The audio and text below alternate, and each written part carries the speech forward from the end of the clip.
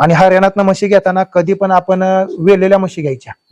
तिथून म्हणजे असं आपण कधी यायला झालेली म्हैस घ्यायची नाही. गाभण घ्या. वेलेली तिथं व्यवस्थित त्याची घाण पडलेलं आठवडा झालेल्या म्हशी आपण घ्यायच्या असते त्या.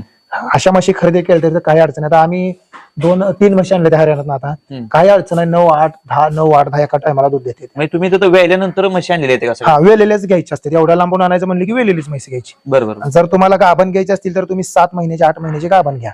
म्हणजे प्रवासात तुम्हाला काय अडचण येणार नाही त्या म्हशीची. आणि नवीन लोकांनाही काय माहित नसतं, डायरेक्ट हरियाणा 10-15 लाख रुपये घेऊन जायचं, म्हशी खरेदी करायची, स्वतः सगळं बघायचं. तसं नसतं, त्याची सिस्टीम असते. जसं की तिथं हरियाणात म्हशी घेतल्या तर तिथलेच 2 लोक आपल्याला म्हशी पोच करायला येतात. पर 500 किलोमीटरवर थांबवणं, त्यांना पाणी चारा करणं, 10 तास आराम देणं, त्यांची दूध काढणं, तिथं दूध ते देतात. अशा पद्धतीने सगळं स्टेप बाय स्टेप असतं. नवीन लोकांना असं काहीच माहित नसते.